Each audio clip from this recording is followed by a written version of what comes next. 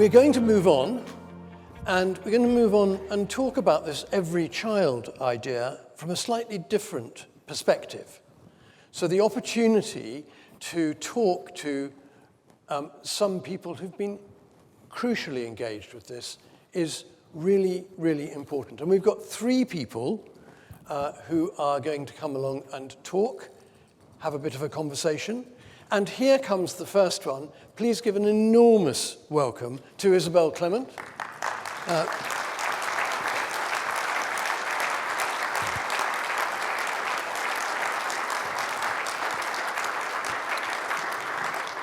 Isabel has been around almost as long as I have, but not quite.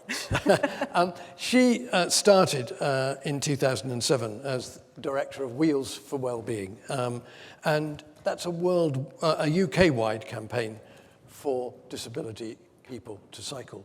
Then there's Tierney, and Ian's the charity director of cycling projects.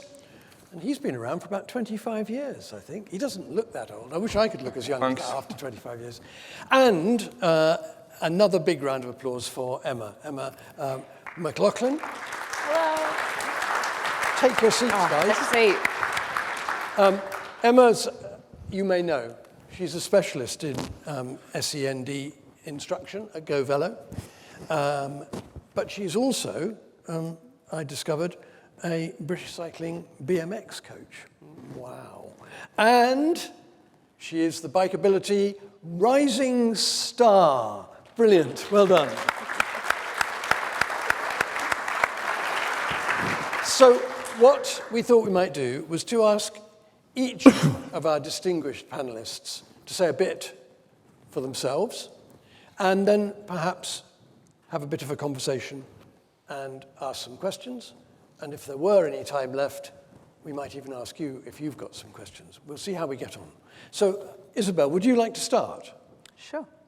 Thank you, Philip, for that introduction. Thank you very much to the Bikeability Trust for inviting me. And really, really pleased to see that inclusion and inclusive cycling is high on the agenda of the Trust. So I'm Isabel Clement. I am the director of the small charity called Wheels for Wellbeing, based in London. And I have been the director for, well, it's actually just over 10 years, but I've been around since the very beginning of the organisation. And what we are is we are 2 things. We are a provider of inclusive cycling opportunities for disabled people of all ages and all impairments. So we are very much based on, we are grounded in the experience of disabled people and cycling. We are run by disabled people who cycle. And therefore, we've also morphed into a campaigning organisation because there seemed to be no voice for disabled people who cycled to express to the world, to the cycling world, what barriers we were experiencing. And one of those shocking statistics that so few disabled children benefit from the amazing learning that Bikeability is. We need to change that. Of course we do. And we first of all have to shatter that sort of received wisdom that, of course, disabled people don't cycle, which seems to still be the received wisdom.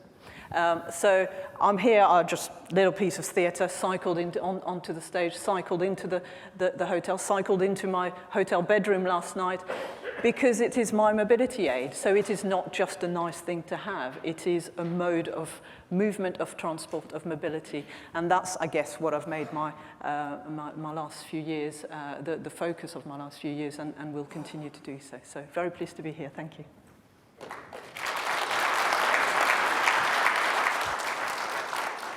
Ian, why don't you have a word? Thank you. So I'm Ian Turney. I'm the director of a charity called Cycling Projects. We are a national inclusive cycling charity. Our head office is in Warrington in Cheshire, but we, I suppose, over the years have developed a network of inclusive cycling hubs, which are broadly known as Wheels for All centres. And essentially at these hubs, you can have access to a broad range of cycles. It focuses on giving children, adults, people of all abilities, all ages, the chance to cycle and to just be a part of that community. So that's been growing for a number of years. You're quite right, I have been around this landscape for a number of years. And it's just an honour to be here today. And I suppose one of the first things to note is that when I've been involved in these conferences in the past, a number of them, I've been honoured to be involved in many of the workshops, but to have this as the key theme, inclusion, is momentous. It's where we want to be. It's taking it properly as not necessarily an afterthought, but certainly at the core of what cycling should be for everyone. And you know, the momentum that we'll gather from today won't recede. It will only go one way. So this is really, really exciting. And thank you for inviting me to be part of this panel.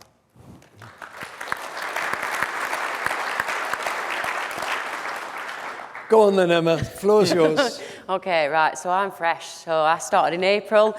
Forgive me, because I have not done anything like this before, so if I sound a bit flappy, it's because I am. You're among friends. That's all right then. So I started in April. I've spent the last 20 years in the disability sector. And I loved it. I loved my job. It was the best. I tried sort of moving jobs and getting different things. I did a degree in sport and exercise science, but I kind of sort of loved my job loads and just stayed. So I ended up being a BMX coach, and I did that voluntarily because I'm a massive cyclist. I've been for a long time. And like you said, over the years, cycling has adapted and changed for me. So it's always been a part, and it's great. But I got the opportunity to be able to sort of ask Go Velo for a job. My coach colleague came to me and said, look, there's this innovation fund that Go Velo have got that's going to be able to support individuals with SEND. And I'm like, oh, I'm a coach. You know, I work here. This is like the best thing ever. I'm combining both passions into one. So I rung Kirsty up, and I was like, right, Kirsty, long and short, I was like, can I have a job? This is what I think. I think that every child should be able to, and adult as well, be able to have the opportunity to cycle, because it was something that I had thoughts of originally. You know, we've got a brilliant facility in Pendle that's, we've got a brilliant pump track which coach at, we've got a cycle circuit that's closed off. It needs to be bigger, it needed to be a bit more that we could sort of pave the way for inclusive cycling.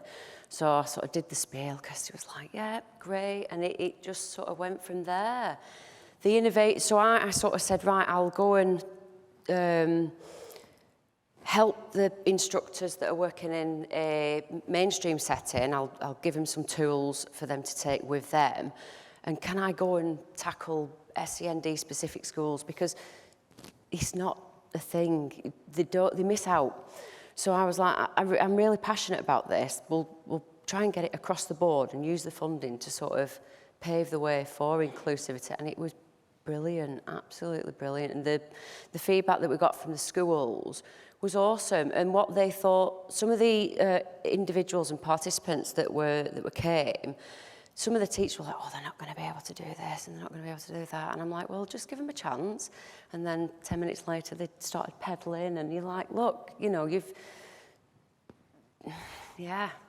just it's about time, isn't it? Time and changing things up and just making it inclusive. I feel better now. Absolutely right. Fantastic.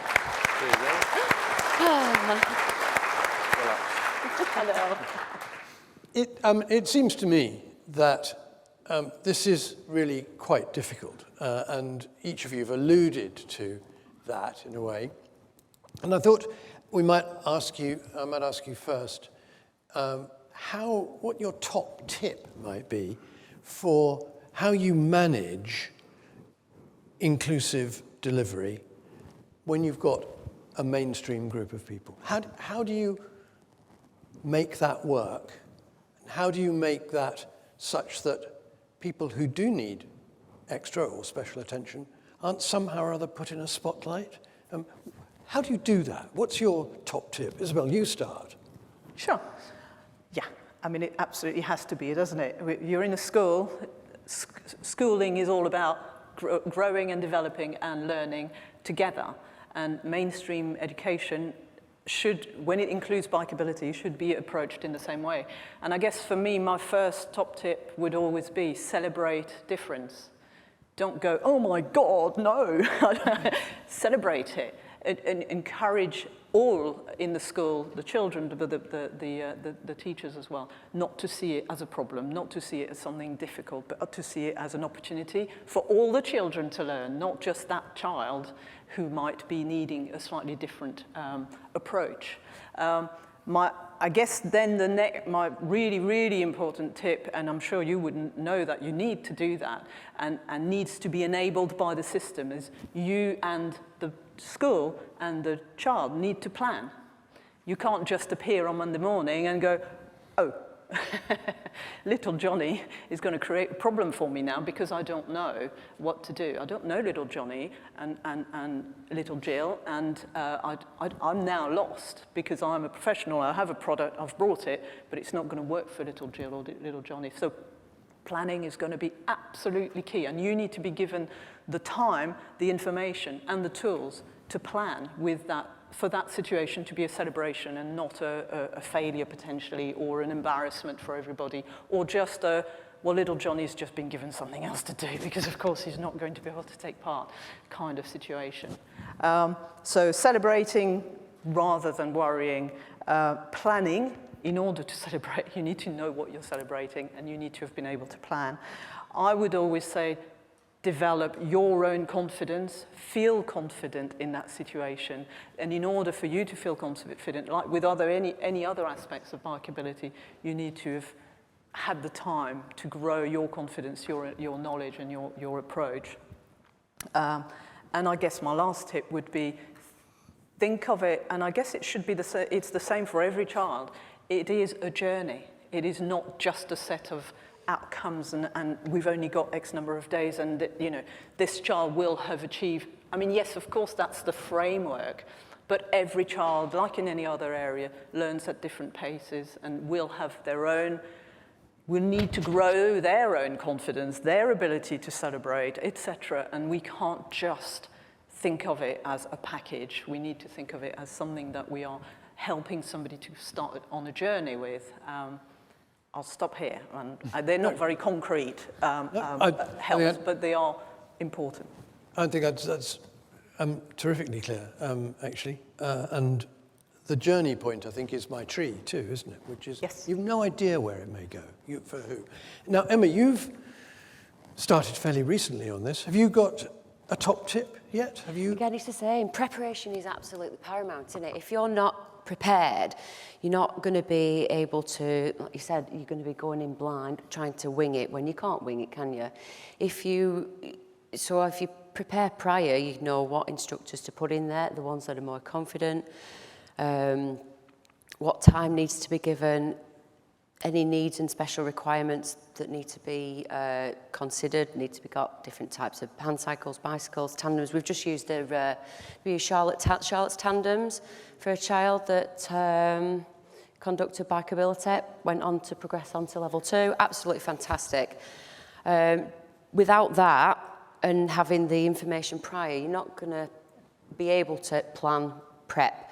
Also with that as well, what we were doing is sometimes when you go to schools, you don't always get the information because children might have SEND and they might be titled or they might have that diagnosis, whereas there are children that don't. So you prep in prior, but that's not always going to help. So having prior understanding of common SEND characteristics, barriers to learning and how best to support them. Also, it's preparation, it's making sure that it's going to be as good as it can be on the day. Preparation, planning? Yeah, and putting instructors at ease, you know, I suppose breaking it down step by step, you know, that there's no backward step, every step is a way forward. And ensuring that every instructor is comfortable and, you know, perhaps not getting bogged down with what to say in the communication and how to, you know, behave as such, but just put themselves at ease and, yeah, just backing up what everyone else said. You know, if you can prepare and give instructors perhaps a little bit more time and meet with the school or the pupil or the parents perhaps beforehand and just build that rapport beforehand is key, really. I suppose what you want out of all this is that the instructors have built a rapport with that youngster or with that school, and they continue to build that rapport. And it's something that isn't just a training session, but a piece of lifelong learning that enables them to cycle. So, but I suppose wrap around that network of relationship between the instructors and the school. Certainly in some of the SEN schools that are closely attached to Wheels for All centres, you've got a great opportunity to invite instructors down to the centre and see how that operates, and then they can go back then feeling, with choices and options. And I don't think there's anything that's ever wrong. It's just about being prepared and embracing what people can do against what they can't do.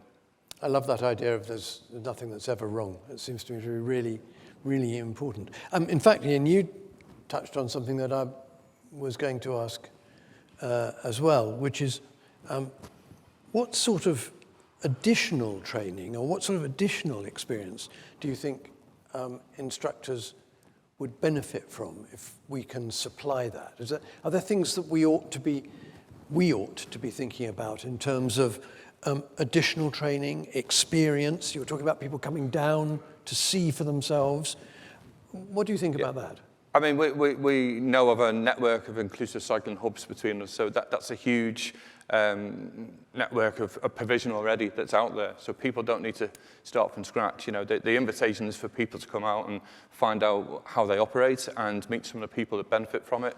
And it's not just about adaptive cycles. It's certainly about flexibility in the approach and being put at ease by perhaps the young person or the family or anyone that can give people some top tips about how to engage with that individual for when they do engage. But, as we've said, there's a national network of inclusive cycling centres. And, they're open several days a week. A lot of them are coming back to being what they were perhaps before the pandemic. And so it's really, really important that everyone here today and many others, if they're not already aware of where they are, get in touch with us and we can, invite them to their local centres and put them at ease. And, there's some real good centres that are really deeply embedded with many of the bikeability providers as it stands, some real good case studies across the country. And it's great that those organisations already have got inclusivity at the core of the offer. But there's much, much more that's out there. And, it's just an open invitation to come out and see what's happening right across the country. Isabel, inclusive cycling centres. Yep. So a bit more about that and what more, if I'm keen to learn how to do it. How do I do it? Yes, I mean, I think you have a resource. Obviously, we're all Ian, myself, and we're talking with Department for Transport as well about the aim of having an inclusive cycling hub in every local authority. So because at the moment that's not the case, so you don't all have one next door, but a lot of you will have an inclusive cycling hub within reach. Please make use of it. Disabled people are so keen to share their experience of what cycling, the power of cycling in their lives, that you just need to be there and see it, and you'll understand it. I know Bikeability is very much about getting people to safely ride on the road, and that's fantastic.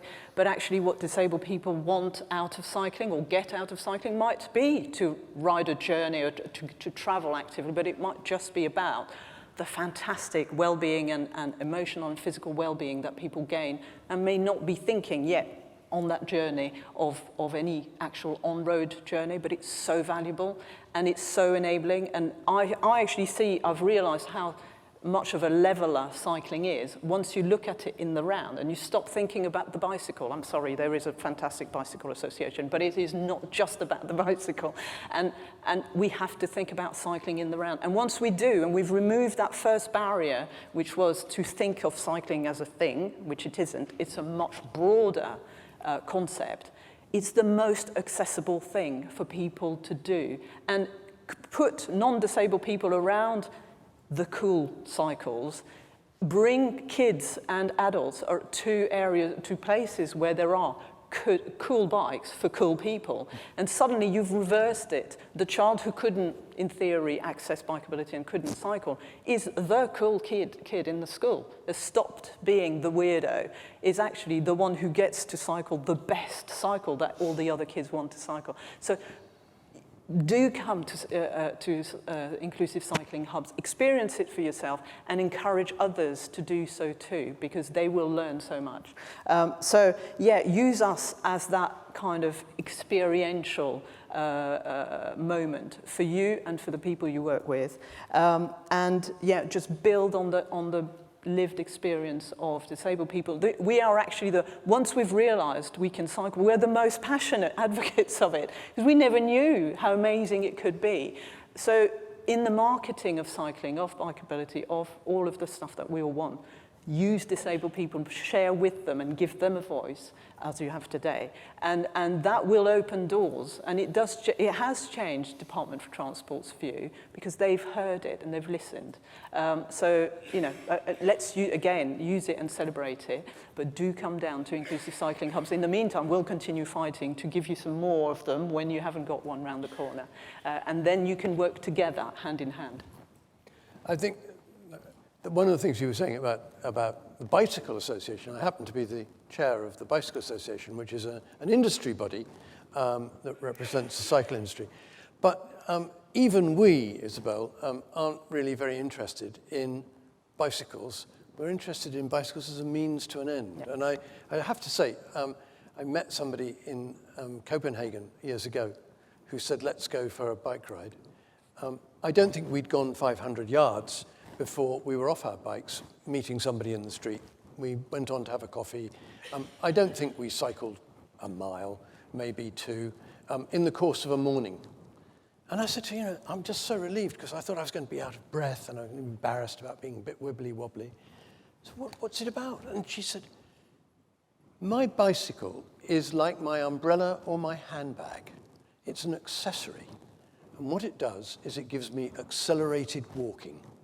And I thought, that's every day. That's really everyday stuff. This is not about Lycra. It's not about brake blocks. It's not about very sophisticated gears. It's about a means to an end. And I just think in this conversation, you're talking exactly in those terms. It's about giving people that freedom, that opportunity to live a life.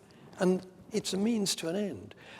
What about, Emma, how Bikeability instructors could get more involved? Do you think there's an opportunity? I mean, you're new and keen and excited. Are they all going to come beating at your door? What can they do?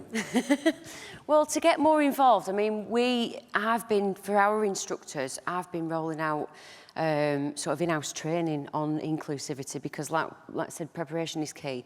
If instructors don't have that knowledge, then they're not, you know, it's that fear factor, isn't it? Not knowing, not being inclusive. Getting involved, I mean, they come down to my sessions, because I run some adult SEND sessions also. It's a good visual, like you said, go down to the hubs, take a visual, because a lot of the times people get anxious and worried about, you know, the fear factor that someone's got a disability or an educational need, and actually it's common. Sometimes it's common sense, isn't it? It's that person can't step over the bike, well, let's lie it on the floor, you know, and just troubleshoot tiny little things that are so simple but people might not necessarily just think about it right on the off. So yeah, it's just getting involved really, or coming, you know, we've got some training that we've for inclusivity, like some good point guides, so yeah. They're all going to need your email address immediately. Very good. Oh, Very let good. it go. I'll troubleshoot anything, yeah. Tremendous. Ian, I know that you had actually an SEND project which was funded from the Innovation Fund. Talk a bit about that, what you learned, sure. What's of interest? So we were lucky to have a partnership with Cycle Covenant already, and we'd always invited members of their staff to come to Wheels for Centres to give them some insight into how it operated. And then the opportunity came to put in an application. And I suppose the ultimate outcome, what we wanted out of this, was that for any instructors then to have the confidence to knock on the door of the SEN school afterwards and say, I'm here to help. What can I do for you? And some of the challenges to get to that point were around communication, behavior, understanding the types of impairments, understanding the assessment process. So we just broke it down, and we delivered a number of engagement days using the locality of Wheelsrow centres to just put the instructors at ease. And it was a really good success. I think what we want to do beyond that is not just to be not necessarily a tick box to say we've done that now, but I think we feel we've got a duty of care to support those instructors and many more to follow that up and to ensure that once they've had that training and they feel better for it, that they need to be encouraged to keep that relationship with the school or the day centre or whoever it might be working with. And so, it's more than obviously innovation, and obviously some of the announcements earlier were fantastic because we can see how we can take people through that journey and almost create a bit of a workforce that is focused on, just enabling more people, regardless of their ability, to just weave it into lifestyle. So this is just the tip of the iceberg to get more and more people interested in ensuring that inclusivity is at the core of the offer. And the work that we've done with Cycle for Confident has led on to working with Booked Council early in the week with our colleague Chris at the back, who's delivered that. Next week we're doing some work with Essex County Council, bringing all their instructors to Colchester, Wales for All locations. So there's learning from each one, and it's getting tighter and better, and we want to obviously share that learning with the trust and roll on from there, really. Putting people at their ease seemed to me to be something that you said that was very important. And I can imagine that that's really a barrier to, I'm not sure how to do this. Emma, how do you do that? How do you put people at their ease? What do you do? Well, from an instructor to a trainee perspective, it's especially those that may need additional support. It's just giving them the confidence, empowering them to feel like they can. If you're going in with an attitude that might be sort of intimidating, and you're feeling intimidated, then it's gonna carry over into if you're like, yeah, let's go, and you're full of, it just works. Somebody told me that you had produced a handbook. Yeah. Go on, talk about the handbook. Okay, so when I first started, I said to Kirsty, my boss, I was like, right, I'm going to go... Notice she rolled her sleeves up. Yeah, I know. I'm going to go into specific SEND schools because that's where it needs to be targeted. So what I'll do is I'll write a little handbook for all our instructors so they have an awareness of SEND and the sort of common SEND traits, how best to, sort of what are the characteristics, what may be the barriers to learning, how best to support, some different sort of methods of how to change up sort of inclusion, so if you're working in a group, whether you're working all together, whether you're working parallel, whether you're making minor modifications. So I sent that out, that's been rolled out in-house. And then it got sent to Mike, and Mike was like, oh, this is really good. I was like, oh my goodness. So is this handbook available? It is absolutely available, yes. So I took it back, I tweaked it, added a few more bits of things in there, and I gave it to Lucy. So it should hopefully be up on the website at some point for everybody to use as a training tool. Yes, it will be. Yeah. Very good. Brilliant. Excellent. Isabel, what do you think about this in terms of, we're talking about making people feel comfortable. Language and pictures, they must be very important in how you communicate this. What's the language of inclusivity, do you think? Is that Number one, not talking about bicycles, sorry. Yeah, no, that's right. I do go on Good about for that. you. But it is wiping that just stereotype out of people's brains, and it's really difficult. bicycle and being on two wheels is the byword for cycling. We have to get rid of it because it puts it into disabled people's minds as well, and they therefore exclude themselves if they can't balance on two wheels. So we have to start with that kind of language. And then otherwise, yes, brilliant. That, you know, I'm looking forward to seeing your handbook. And sometimes it's really just quick tips and quick reminders, which are really helpful to make you feel confident about using the right language. But also, I'll just go back to being around disabled people in a cycling environment and just realizing for yourself how simple it actually is. You know all there is to know about teaching the Bikeability framework. You're very confident around people who cycle and encouraging that in people. Just come and see how it can be broadened to all sorts of different people. And when I say it's the great leveler, it's, you know, the enthusiasm that cycling brings is the same, whoever you're teaching. You just need to, so what I always say in terms of what is the role of our instructors is, well, it's a problem solving and team, it's in, you know, problem solving in a team. You're the cycling expert, the person is the expert about themselves and their body and the way they function and how they learn. Work with them, trial and error. There's no wrong thing. Excellent. I've asked rather a lot of questions. It would be terrific if there is time, for one or two questions from the floor. There are people with microphones. Please don't ask your question before you get a microphone. I know that you've all got stentorian voices and can be heard well, but we are actually recording this, as Alison said. So could you say who you are and where you come from or your particular interest? And if the question is for anyone in particular or for people in general, let's see whether there are a few immediate questions that people have in mind. Right at the front, that's why he sat there. Thank you. Ian Tunnicliffe here of Anti-Cycling. So I've worked quite a lot with children with various behavioural and sometimes physical disabilities. But two particular instances spring to mind with tricycles. And in both cases, we had significant issues because the trikes just were not suitable.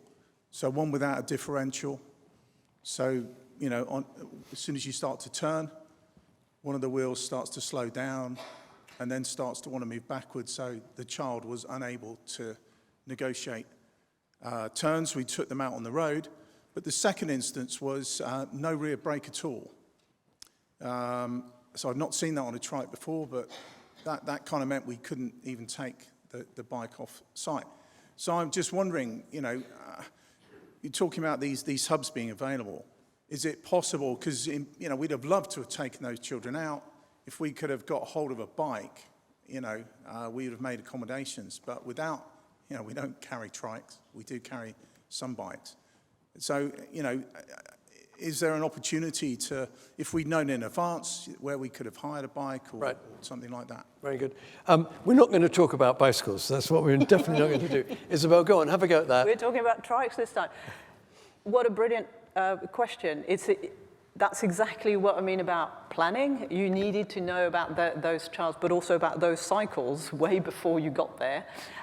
We were talking about it last night, about the fact that yes, we want bikeability to be mainstreamed, and in order for that to happen, we need specialist pools of cycles and specialist people who know how those cycles work in order to support you to deliver your training inclusively. So what we would always hope is able to happen is that the school, the provider and the school know that these particular children are going to be involved in bikeability, that there's enough time for them to be invited down to the place where the cycles are and to try them, do this problem solving with instructors who know the cycles and etc. well in advance of your training course, so that the cycle, the right cycle that you've been able to be made aware of and how their particular ways of working is brought to the day for the particular child, and it all goes smoothly. You don't want to be having to do that problem solving as part of your course, as part of your Monday morning. It's really part of your planning conversation earlier. Yeah. Ian, you want to comment on that?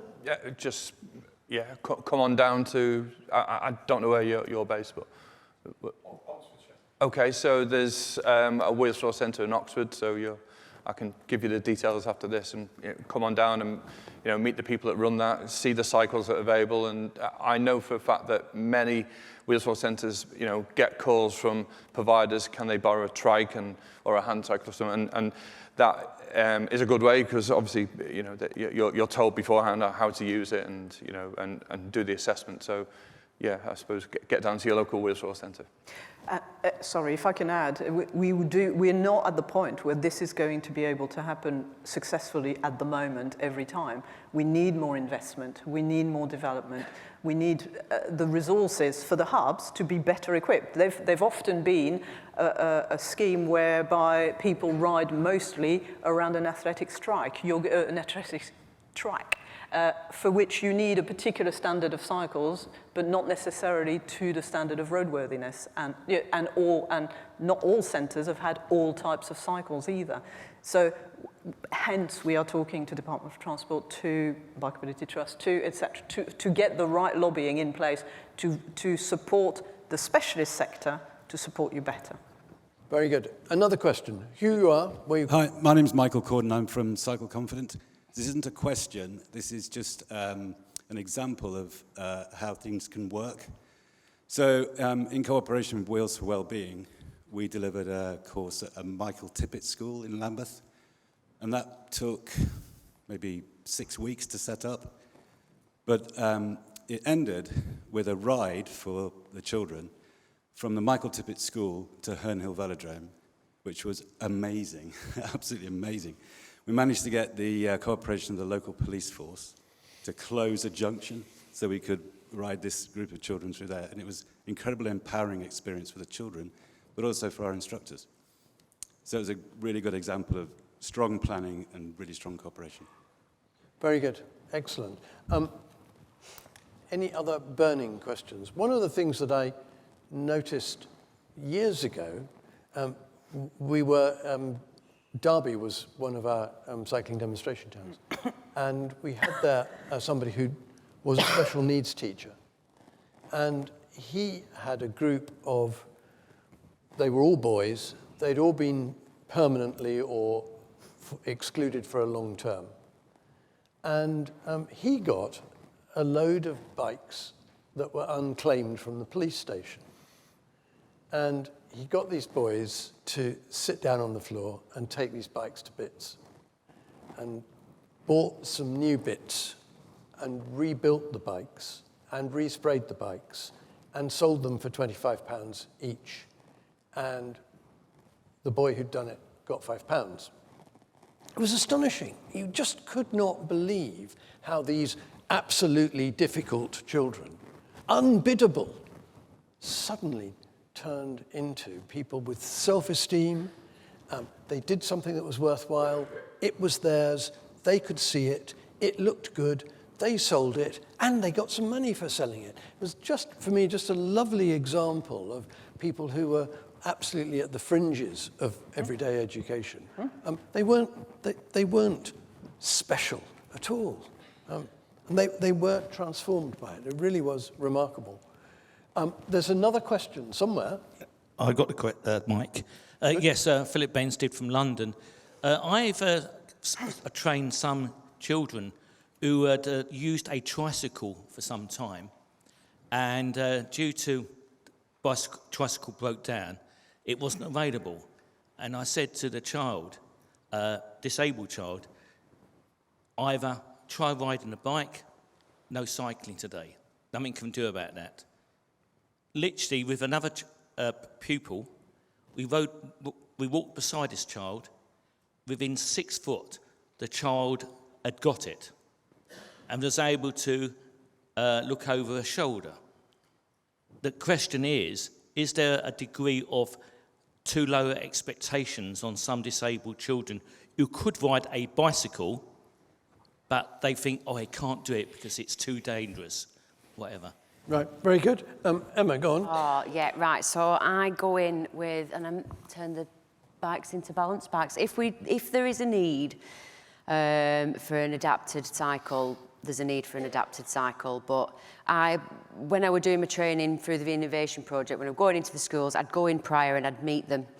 And if they can walk on, you know, they can use the legs, or it was a case of, right, let's give it a go. Give it a go.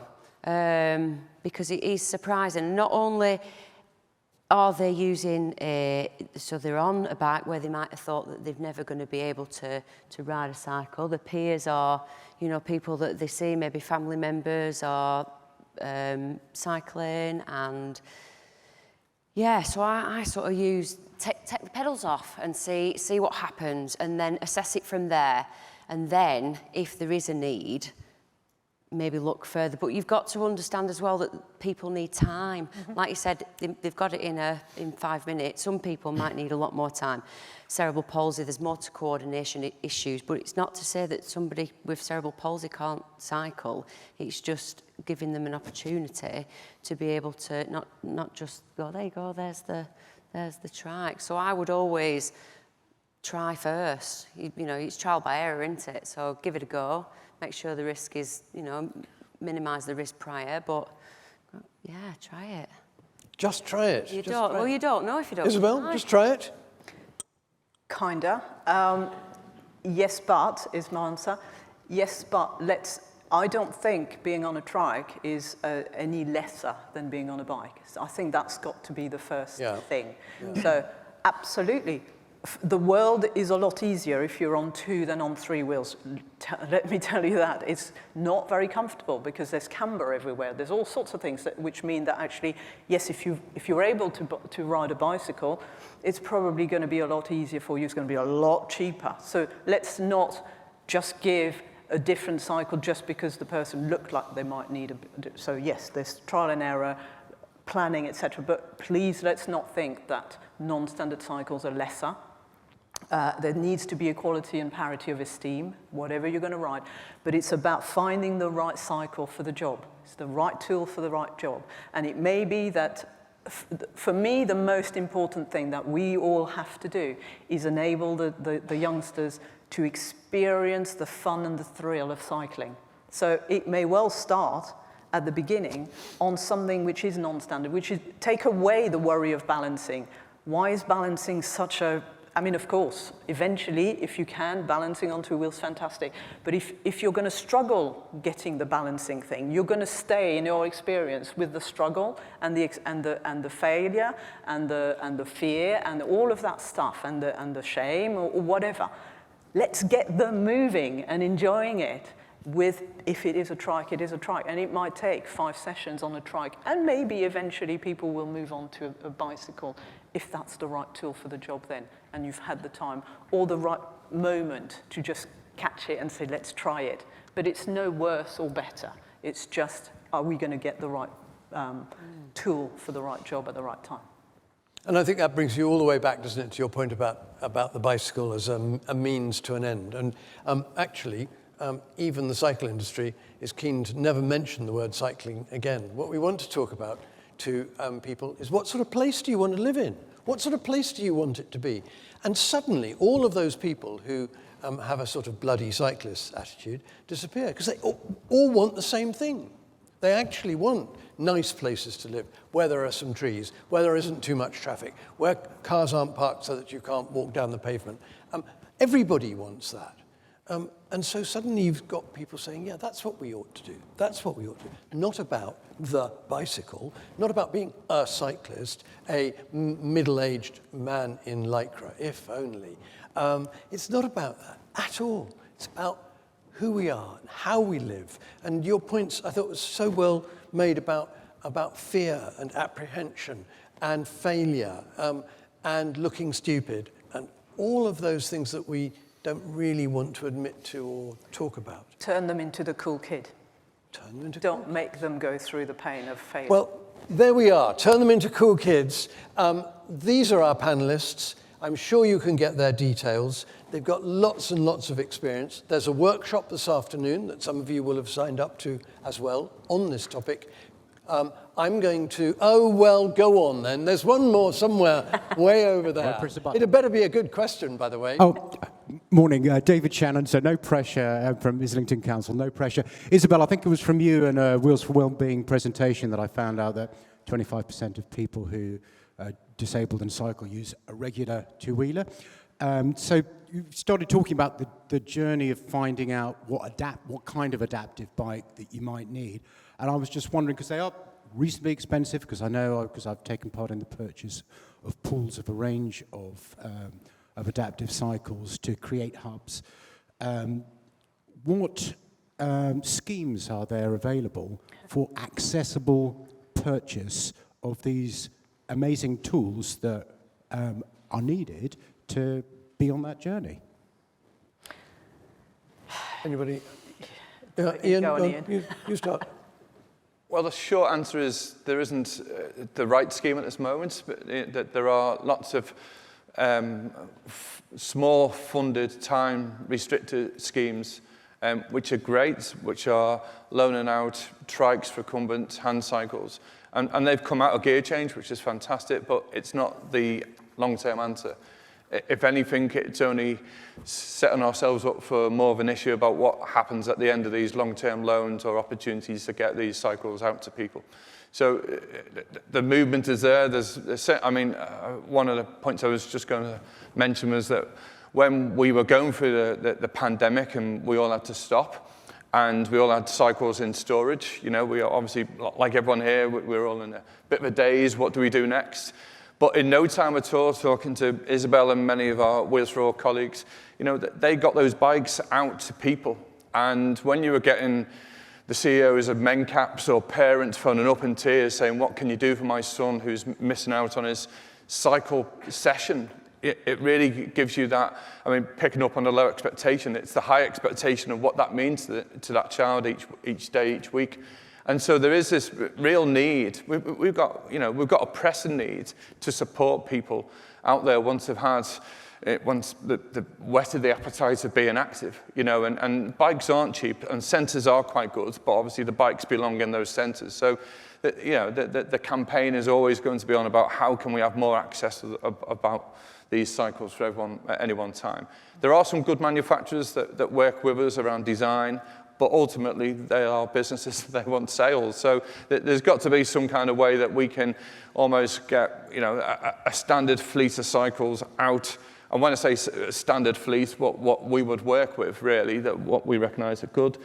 But yeah, I haven't got the answer for you. It's one that we discuss about at length. You mentioned gear change. I heard Chris Boardman, who's the interim commissioner for Active Travel England, talking about his expectations, and he was talking very clearly about a group of people, a board that was properly representative, properly inclusive. And I think that, as Emily said, probably not enough funding for bikeability trainers, not enough funding for equipment and for centres and hubs. Absolutely on our agenda now to really, really push, and fingers crossed, Active Travel England with some very substantial funding, £2 billion over the next 3 years, surely is going to be absolutely in our sights to help deliver some of this. Thank you very much indeed. Thank you for your questions, but thank you very much, and I hope that you are pestered ruthlessly by everybody here for the rest of the day. Thank you so much. Thank you.